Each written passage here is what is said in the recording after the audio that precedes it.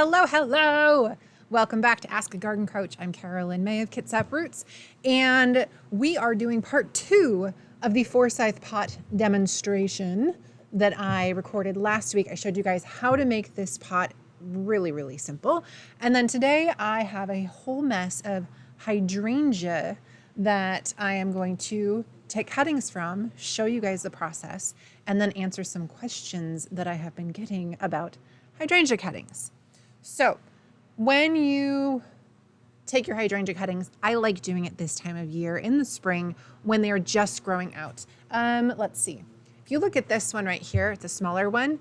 Down here at the base, it's very woody. It's a woody stem.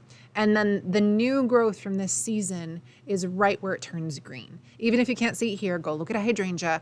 Where your seed's brown, that's where it stopped growing last year. Anything green is growing this year.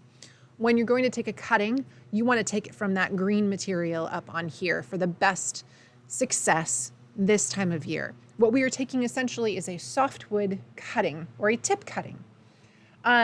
So when you're taking your cuttings, there's a few things to note. You need to know where the nodes are and the internodes are on your cutting. A node is where the leaves come out of the plant. So here is a node right here. There is a node right here. You have a top node up here. There's another node down here. So this one has 1, 2, 3, 4 nodes on this piece of hydrangea. Every single cutting needs to have some sort of leafy material and a node that's going to go below the soil. And if you have enough length, you can actually make multiple cuttings off of a single branch. And I'm going to show you how to do it. So you need to know where your nodes are and your internodes. The nodes are right here, and it's where the leaves grow out of the plant. So this cutting has 1, 2, 3, 4 nodes on it. When you're going to take a cutting, you need to have at least one of those nodes below the soil because that's where the roots are going to grow on the plant. So to take your cutting, we're going to start with the tip cutting. I'm going to cut right here, just below that pair of leaves. You can see the pair right there, just like that. And then the next step on this is actually going to be removing those leaves on the side. And this right here is your cutting, your tip cutting.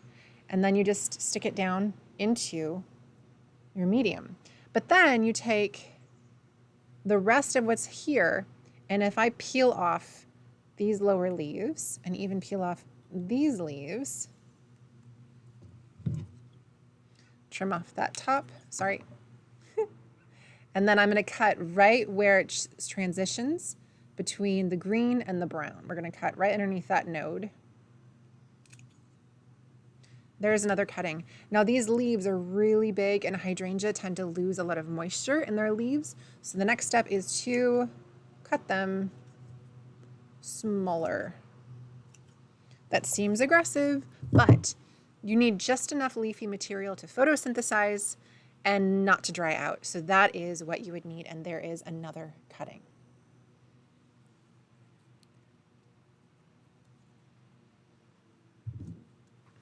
If you wanted to take a longer cutting, you can take one like this. I'm going to cut below this node right there. Pop off those lower leaves. Here I'm actually going to trim out the top because sometimes the flower bud is in that top node. So we're going to take that off. We're going to trim these leaves.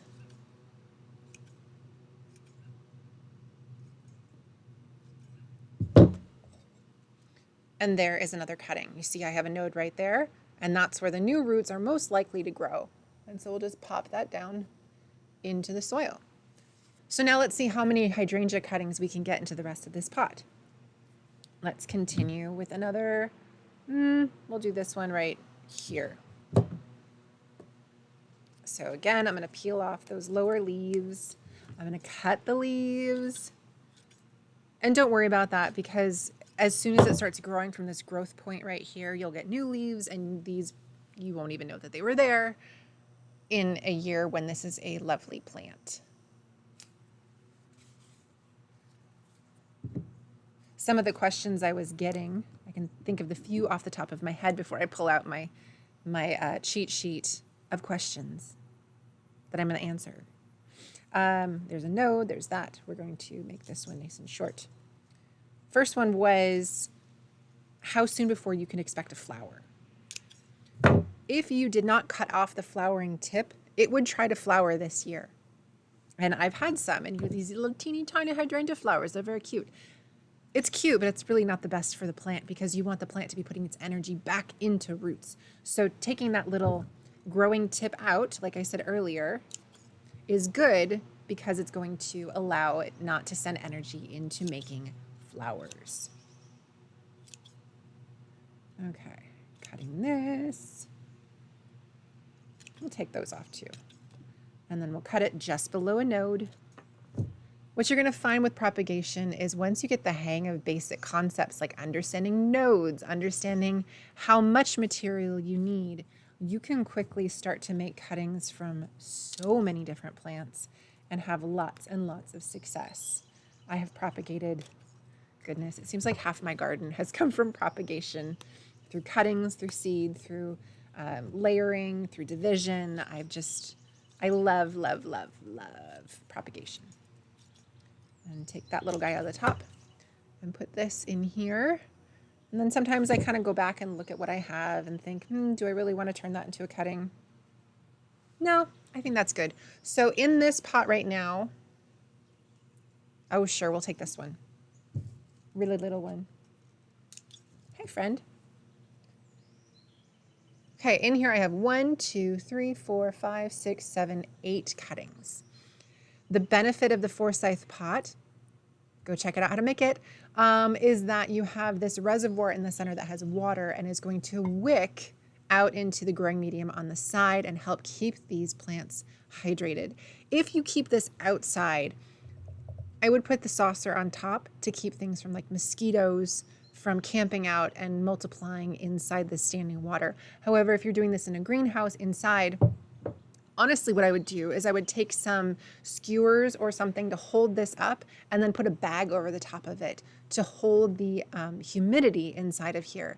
Whenever you're propagating, these cuttings don't have roots, and roots are where water is taken up in your cutting. So if you don't have roots, your leaves are going to transpire really fast, and once they do and start to droop, your cutting will not be successful.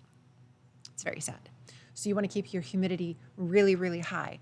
Put this in a warm spot, probably, 70 degrees, 75 degrees is ideal. And in 2 to 4 weeks, these should have roots and you'll have a brand new hydrangea that you can grow on in your garden. Expect it maybe 2 to 4 years before it's going to be like one you would see in a nursery. They do grow fast. So if you put it into the soil and give it lots of love, it's going to grow pretty quickly and you'll have a hydrangea. Oh, questions. Hold on. I got to pull up my questions. This is that thing where I should be more prepared. I get yelled at this by my husband all the time. Oh no, it's not logged in. Pause. I'm going to get my computer. So how the last one was like so organized and you were so proud of me? Not anymore. Not anymore.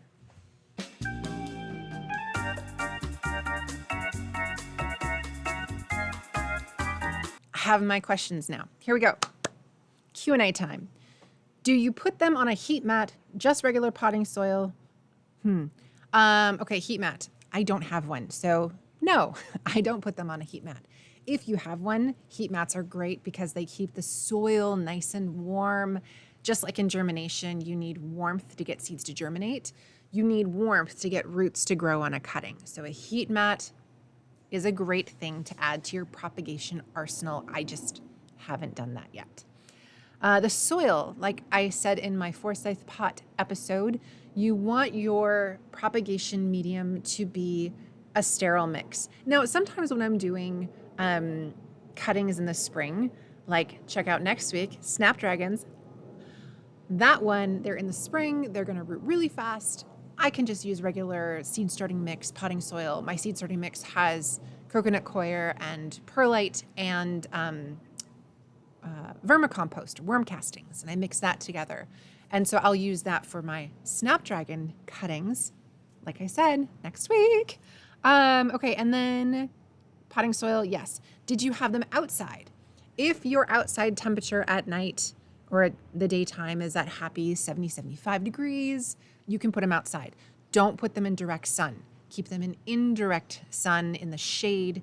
Otherwise, they'll scorch and die, and you don't want to do that. I have done that. Let's see. Can I transplant a whole hydrangea or will it die? I have a beautiful one on my property, but I want to move it elsewhere.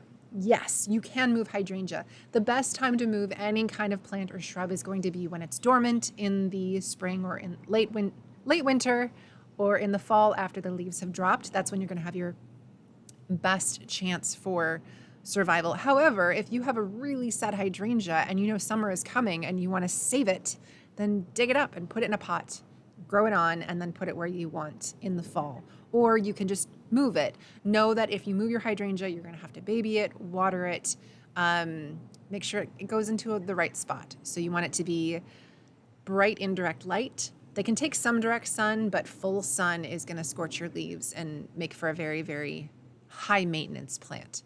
The best location is going to be somewhat shady, or at least afternoon protection from the sun, having acidic soil, and well draining. If it sits with wet feet during the winter, it can be a problem. They can handle a little wet spot, but not like sitting in a puddle. Let's see. Now to find a neighbor with one. Sort of kidding. I'll ask if anyone has one. Okay. I like this. I know it was in jest, but with any kind of propagation, ask for permission before you take a cutting. It's the right thing to do. Can you take a cutting any time of the year? Most hydrangea can be propagated from softwood, semi-hardwood, hardwood. Layering, yes, you can take it pretty much any time. There's going to be different nuances for each type of cutting. What I showed you in this video is a softwood cutting. Semi-hardwood cutting would be very, very similar. So having those nodes, cutting the leaves, and keeping the humidity nice and high. That should be pretty similar. Hardwood cutting on a hydrangea, I have not had success with. I tried it earlier in one of my earlier episodes. I said I had some hardwood hydrangea cuttings. They didn't take, but they were already also leafing out. And once your plant has started to leaf out, the energy is going into leaf production and it's less likely to grow roots, and you'll just watch it die, which is what I did. Isn't that great? If I dig up a sad hydrangea and don't know where to move it to, can I plant it in a pot? Yes, as long as the pot is wide enough to handle the roots. So hydrangea have a shallow root ball. So you want to make sure you have your drip line, and then your pot needs to be a little bit wider than that. And that should be the appropriate size of a container to grow your hydrangea. Any tips on where to move a sad hydrangea? First, ask yourself, why do you think it's sad? I talked about the things hydrangea needs. Is it getting those things? Some hydrangeas have different needs, so know your plant. Think about that. You can find the right place. If you are stuck and you really, really need help in figuring out where to put plants in your garden, I am a garden coach. You can check out my website and I can help you maximize your garden, help you understand your landscape, and put your plants where they should be. How long does it take to bloom? I answered that one. It takes probably your second year is when you're going to start seeing blooms. Third year, fourth year, it'll look more like a hydrangea you have from the nursery. Any type of hydrangea? Yep, pretty much. There are many hydrangea that are patented varieties, and it is illegal to take cuttings from these varieties and propagate them. There are many older varieties that are open to being propagated. This is a mop head, just your typical blue pink if it's not acidic soil. I've done that too. So this one is not a patented variety, but know your patents, propagate cautiously and carefully, and do your research. All right. If you have more questions that I have not answered about propagating hydrangea from a cutting, leave them in the comments below. Tag other friends who might want to see this content. And yeah, help me just get the word out that I'm doing this. I'm trugging along at making these videos, and I really, really want to help all of you be more successful in the garden this year and for every growing season after. I love growing gardeners, and I love that you're growing with me. Thank you so much. Like, subscribe, and we will see you next week.